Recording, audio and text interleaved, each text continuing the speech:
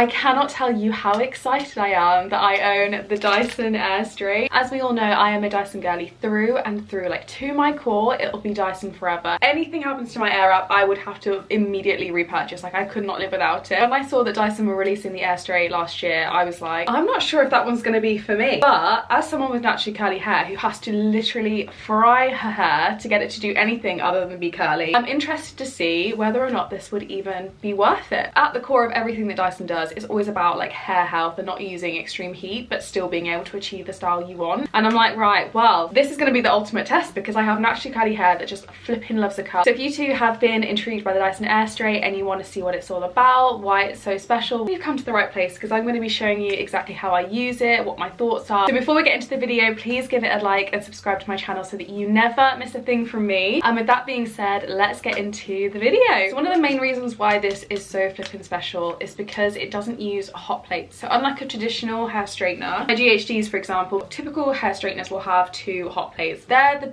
components that heat up. Typically you're looking at about 230 degrees for a hair straightener like this. If I'm straightening my hair the traditional way, I would probably need that 230 degrees. Like, nothing is gonna get it as smooth as sleek. The Dyson Airstrait actually doesn't have hot plates. So the plates that you're seeing inside of here are actually tension plates. So they're designed to grip onto the hair and create enough tension to get that smooth finish but without ripping at your hair. And you're probably thinking, well then if there's no hot plates, like how is it smoothing and straightening your hair? It's literally just through precise airflow. The angle in which the air is flowing through, the tension combined with the even heat gives you that smooth finish. So you're actually like drying and straightening your hair at the same time. What a game changer. So of course I'm going to show you exactly how I use the Dyson Airstrait and you can see it in action on my very big, very frizzy curly hair and how I take it from my natural state into this very smooth, very sleek finish, and I'll show you how easy it is to achieve with a tool like this. In terms of usage, I always prep my hair with heat protectant and some kind of frizz repellent products. Like, this way I am preventing any further heat damage, and also because I've got curly hair I need to fight the frizz at all times. And then when you turn it on, it does 3 cleaning cycles straight away and then you're all ready to go, so you don't have to wait long for it to heat up or anything like that. And then you have a choice of either wet mode or dry mode and then 3 temperature settings in each. I'll talk about why there's different temperature settings in both of those later on in the video, but it is quite crucial that they are different. I start with the wet on the hottest heat, which is 145 degrees. So keeping the tool closed actually allows you to use the side, the kind of diffusers, to rough dry the roots, which is so important. The last thing you want to do is go in with your hair soaking wet with this because it will take forever to dry. Same as if you were going to go in and do a blow dry, you'd want to rough dry most of the moisture out first, and then when you're going in and smoothing, you're not burning the hair trying to get the roots dry when the ends are already dry. So then when I'm ready, I'll go in and section the hair. I have quite thick hair, so I go in with quite a few sections. This is a lot more than if I was to do the air up, for example, just because I think curled hair is more forgiving than straight hair when you have curly hair. This is so I don't get any of those like pesky curls sneaking through because they do not hide well when the rest of the hair is straight. I'll take a small section. I am not good with saying, like, you know how hairstylists are like, I take an inch, I take a quarter inch. I don't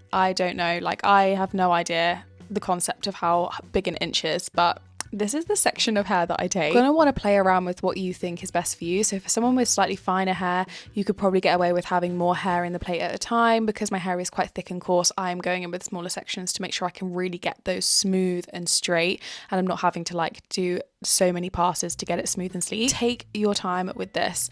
That is probably the one thing I could shout from the rooftops from this product, is that you need to take your time. You cannot rush through like you would with a standard straightener and do like multiple passes. You're better off just going in with that section and then just slowly gliding your hair through the plates. I'll actually show you like a full clip of like how long it takes to do one pass.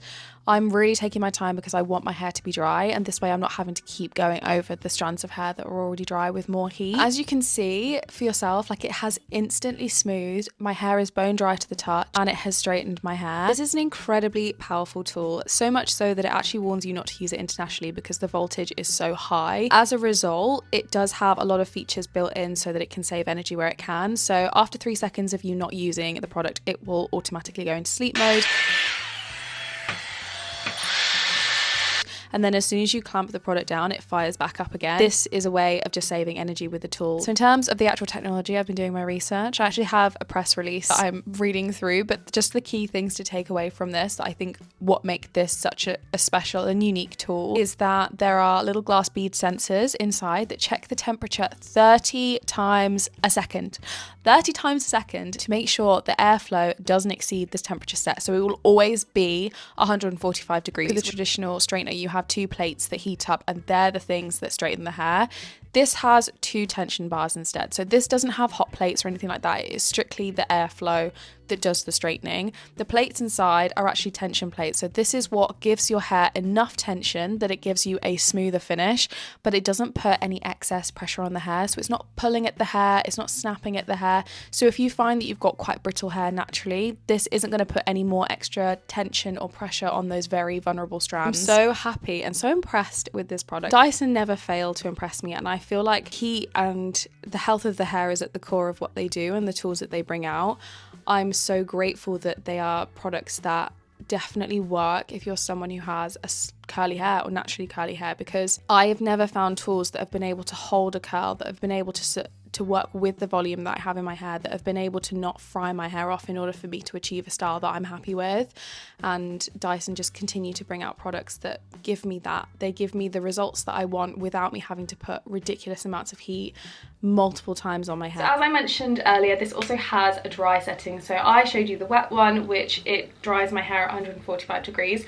It has a dry setting, so if your hair is, maybe you curled it and you want to go for more of a sleek style but you don't want to wet your hair and start again, there is a setting for that. And the reason why there's two is that you can set the temperature slightly higher, and essentially what Dyson say is that you need to break the bonds in order to reshape them. So when you've set your hair in a style, you need to then break the bonds in order to reset it into another style. So you need to do that through using a higher temperature. But it gives you the option then to do it from when you're wet, but also have it as your straightener, so there's no need to have like a traditional one as well. So Garma, technically you're saving money because you don't have to buy a hairdryer and a hair straightener, you have it all in one. So to be honest with you, I probably am not going to reach for this as much as I reach for the Air Wrap, just because I love my hair being big and bouncy. I've got some issues going on with my haircut that I'm just like not loving, so I don't really want to highlight. But should I want to wear my hair straight, I'm really grateful that I now have the option to do so that isn't going to fry my hair off and is also considerably quicker than if I wanted to blow dry and straighten my hair the traditional way. I don't think I need to go over this with a straightener now. Like, I feel like this is enough. It's a natural straight finish. Overall, this has honestly blown my mind. I cannot believe that Dyson have engineered a product that works so well yet again for us curly girls. If you're someone that does straighten your hair and you find you straighten your hair multiple times a week, maybe you straighten your hair every day to get that smooth sleek finish,